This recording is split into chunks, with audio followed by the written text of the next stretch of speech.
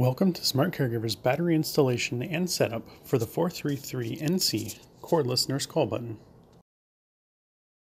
To install batteries in the 433NC, you will need a small flathead screwdriver. Begin by taking the screwdriver and inserting it into the bottom slot of the call button and twisting the screwdriver. This will separate the sides of the call button.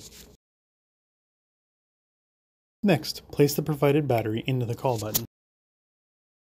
Then slide the lanyard onto the peg on top of the call button.